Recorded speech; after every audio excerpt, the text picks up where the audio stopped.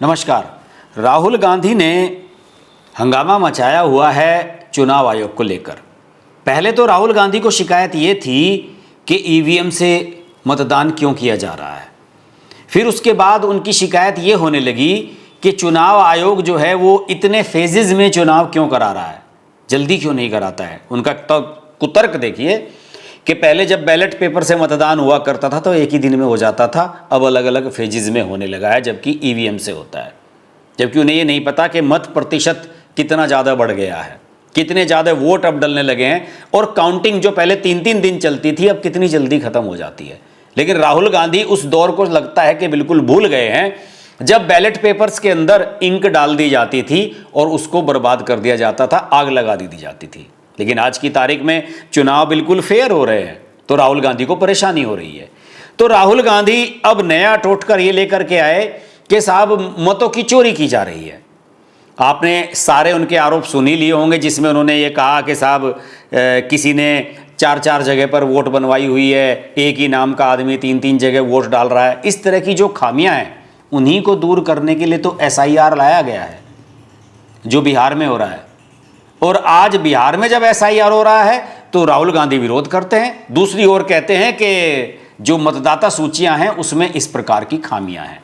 और जब उनसे कहा गया कि आपने तो 30-40 हज़ार लोगों के नाम ऐसे निकाल लिए हैं जो उन्होंने दावा किया, इतनी मोटी मोटी किताबें दिखाई, तो चुनाव आयोग ने कहा कि आप इनको अपने एक एफिडेविट देकर कि ये हमने चीज़ें निकाली हैं, हमें आप प्रमाणित तरीके से आप उनको सौंप दें।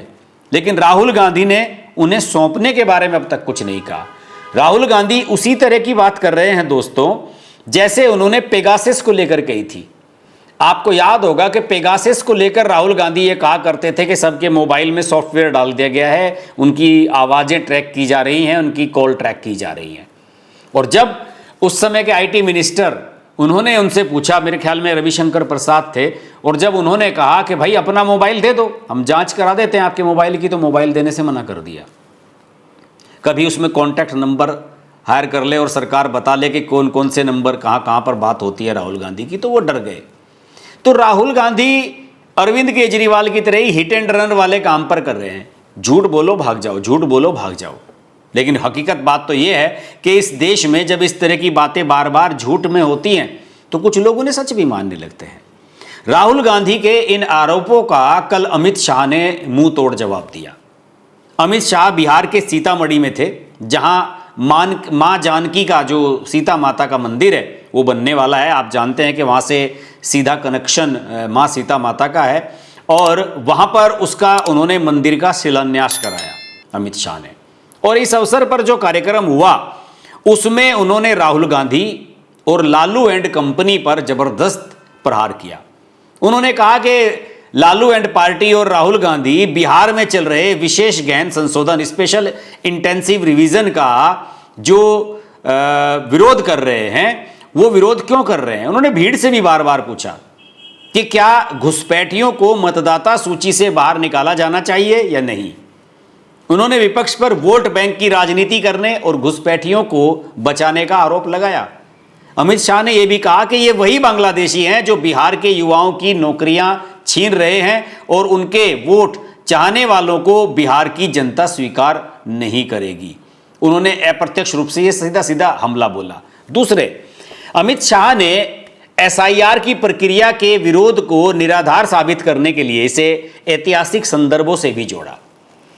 अमित शाह ने यह कहा कि मतदाता सूची का शुद्धिकरण पहली बार नहीं हो रहा है, बल्कि आपके परनाना जवाहरलाल नेहरू के बारे में कहा, उन्होंने इसे शुरू किया था और यह प्रक्रिया 2003 में भी हुई थी, तब किसी ने इसका विरोध नहीं किया था।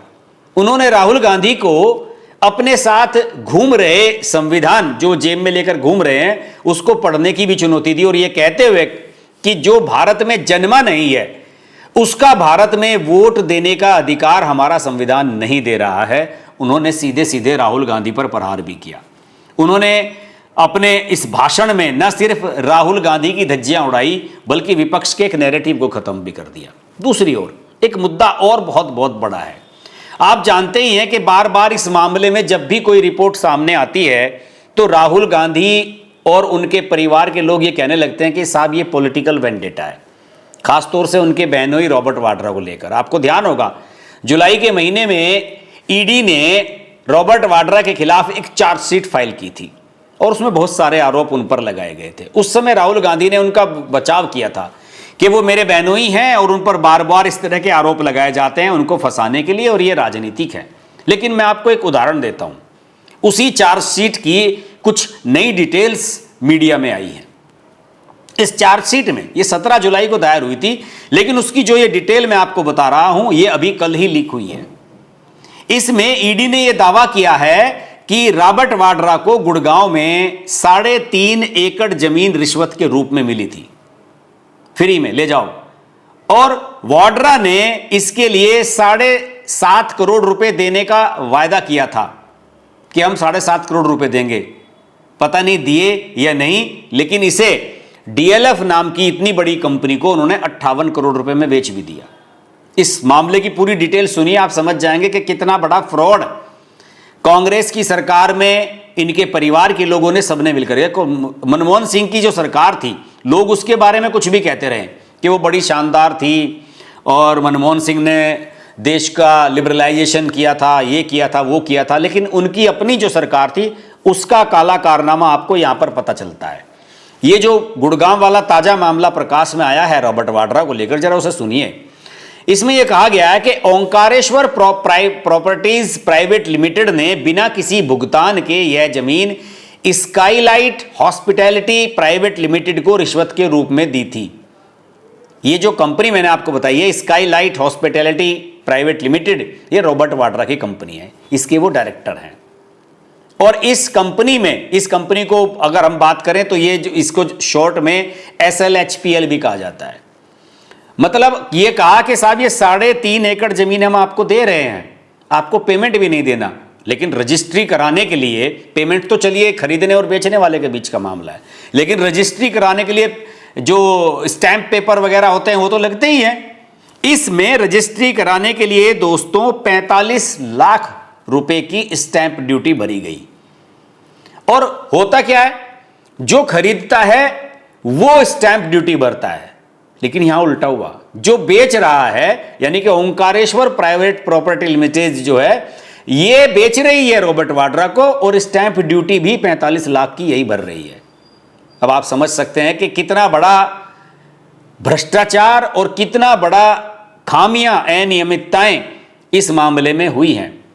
इसमें यह बताया गया कि जो रिपोर्ट आई है कि ये ओंकारेश्वर प्रॉपर्टीज प्राइवेट लिमिटेड ने ये प्रॉपर्टी रॉबर्ट वाड्रा को इसलिए दी ताकि वो अपने व्यक्तिगत प्रभाव से ओंकारेश्वर प्रॉपर्टीज प्राइवेट लिमिटेड को उसी गांव में तत्कालीन नगर एवं ग्राम नियोजन मंत्री और उस समय के मुख्यमंत्री जो थे भूपेंद्र सिंह हुड्डा, उनसे आवासीय लाइसेंस दिलाने में उनकी मदद कर सकें, क्योंकि वाड्रा कांग्रेस अध्यक्ष सोनिया गांधी के दामाद थे उस समय भी और आज भी हैं, और भूपेंद्र सिंह हुड्डा कांग्रेस की सरकार में उस समय मुख्यमंत्री भी थे। ईडी ने अपनी जो शिकायत दर्ज की है उसमें कहा है कि एक विशेष पीएमएलए अदालत ने रॉबर्ट वाड्रा को 28 अगस्त को शिकायत का संज्ञान लेने और निष्कर्षों से सहमत होने पर आरोप तय करने के लिए नोटिस जारी किया है। टाइम्स ऑफ इंडिया ने यह खबर विस्तार से छापी है। टाइम्स ऑफ इंडिया ने रॉबर्ट वाड्रा के जो वकील हैं उनसे भी टिप्पणी मांगी, लेकिन उन्होंने कोई जवाब नहीं दिया। यह आरोप पत्र जो रॉबर्ट वाड्रा की पत्नी हैं प्रियंका वाड्रा, उन पर भी असर डालने वाला है, जो अभी नवंबर में वायनाड से लोकसभा की सांसद बनी हैं। राहुल गांधी ने जो सीट खाली की थी, और इसमें कम से कम 3 हाई पेमेंट वाली बड़ी उच्च मूल्य वाली जो संपत्तियां हैं उनकी कुर्कियों का भी उल्लेख किया गया है। फरीदाबाद के अमीरपुर गांव में कुल 39.7 एकड़ जो कथित तौर पर वाड्रा की है, लेकिन उनके चुनावी हलफनामे में इसका खुलासा नहीं किया गया था प्रियंका के, इसकी भी कुर्की होने जा रही है। देखिए, इन्होंने जो प्रियंका वाड्रा ने जो अपनी प्रॉपर्टी दिखाई चुनाव में जो एफिडेविट देते हैं उसमें भी गड़बड़ की गई है, और कथित तौर पर खुलासा न करने को लेकर केरल उच्च न्यायालय में चुनौती दी गई है, जिसने उन्हें नोटिस जारी किया गया है, क्योंकि केरल से वो वायनाड से वो सांसद हैं, तो वहां पर यह मामला चल रहा है। जनप्रतिनिधित्व अधिनियम 1951 के तहत हलफनामों में झूठ या खुलासा न करना एक भ्रष्ट आचरण माना जाता है। और जिसके लिए अयोग्यता और यहां तक कि कारावास की सजा भी हो सकती है। 16 जुलाई को ईडी ने यह कहा था कि उसने वाड्रा से कथित रूप से जुड़ी 37 करोड़ रुपए से अधिक की संपत्तियां कुर्क की हैं। अगले दिन उसने गुड़गांव भूमि सौदा मामले में आरोप पत्र दाखिल किया। वाड्रा और ओपीपीएल जो ओंकारेश्वर प्रॉपर्टीज प्राइवेट लिमिटेड है, उसके प्रमोटर निदेशक सत्यानंद याजी और केवल सिंह विर्क सहित 10 अन्य पर 58 करोड़ रुपए मूल्य की अपराध की आय को वैध बनाने का आरोप लगाया है। तो अब आप समझिए कि राहुल गांधी दूसरी तरफ तो ये कहते हैं कि साहब ये पॉलिटिकल वेंडेटा मेरे जीजाजी के खिलाफ चलाया जा रहा है। कभी भी राहुल गांधी ने इन मुद्दों को लेकर स्पष्ट करने की कोशिश की, या सोनिया गांधी ने या प्रियंका ने, जिनके पति पर यह लगाया गया है आरोप, वो ये चाहते हैं कि वो चुनाव आयोग पर झूठे सच्चे आरोप लगाएं, प्रेस कॉन्फ्रेंस करके पत्रकारों के सामने जो कागजों का पुलिंदा है उसको इस तरीके से लहराएं, और फिर जब आपसे प्रमाण मांगा जाए तो प्रमाण देने से मना कर दें, उससे पीछे हट जाएं। और ये चाहते हैं, देखिए राजसी मानसिकता क्या होती है, और ये चाहते हैं कि जो हम डिटेल्स चाहते हैं, कहते हैं कि साहब हमें डिजिटल फॉर्मेट में सारे मतदाताओं की लिस्ट दे दो। ये देखिए इनकी, मतलब ऐसे तो सारी पार्टियां, हर आदमी मांगने लगेगा। चुनाव आयोग ने तो कर लिया फिर अपना काम, और जब इनके जीजाजी की बारी आती है, उन पर खुलेआम प्रमाण सहित ईडी ने आरोप लगाए हैं कि साहब आपने 3.5 एकड़ जमीन ली, एक भी पैसा नहीं दिया, स्टांप ड्यूटी भी बेचने वाले ने भर दी आपको, और फिर उसे आपने 58 करोड़ में बेच लिया। यानी कि सीधे सीधे आपने 58 करोड़ से भी अधिक, लगभग 59-60 करोड़ रुपए आपने घर बैठे बैठे कमा लिए। वो भी किस लिए? क्योंकि आप सोनिया गांधी के दामाद हैं। इसका राहुल गांधी के पास कोई जवाब नहीं है। इसे लेकर राहुल गांधी ने आज तक प्रेस कॉन्फ्रेंस कभी नहीं की। अमित शाह ने बिल्कुल कहा, सही कहा, कि भाई ये अपनी वोट बैंक जो है, जो घुसपैठियों की वोट इन्होंने बनवाई हुई हैं, उनको लेकर ये हंगामा मचा रहे हैं। और मैं तो कहता हूं चुनाव आयोग को भी ऐलान करना चाहिए। राहुल गांधी ने कर्नाटक को लेकर सवाल उठाए हैं ना, कि कर्नाटक में एक लोकसभा सीट में इतने वोट थे, फिर अगले विधानसभा में हमें इतने कम मिले, इतने हो गए, वो जो भी उन्होंने कहानी सुनाई है, उसका सीधा सा मतलब है कि मतदाता सूचियों में गड़बड़ी है। मेरा तो मानना है कि चुनाव आयोग को तुरंत से तुरंत यह ऐलान कर देना चाहिए कि अभी कर्नाटक में तो विधानसभा चुनाव होंगे 2028 में, कि अभी इसी साल से, अभी से ही वहां पर एसआईआर की प्रक्रिया शुरू की जा रही है। क्योंकि जब चुनाव के समय कराएंगे तो फिर आपका विरोध होगा। अभी जैसे पश्चिम बंगाल में होंगे, वहां पर भी अगर एसआईआर कराई जाएगी, वहां भी विरोध होने वाला है।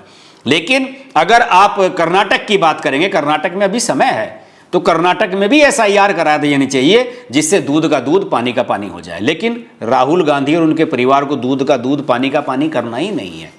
उन्होंने केवल रायता फैलाना है और रायता फैलाकर भाग जाना है। आज के वीडियो में इतना ही। वीडियो अच्छा लगे तो लाइक कीजिए, शेयर कीजिए, चैनल को सब्सक्राइब कीजिए, नोटिफिकेशन का बेल आइकन प्रेस कीजिए और जुड़े रहिए हमारे साथ। नमस्कार। अगर आपको हमारी वीडियो पसंद आई तो वीडियो को लाइक करें, चैनल को सब्सक्राइब करें और नोटिफिकेशंस के लिए बेल आइकन को प्रेस करें।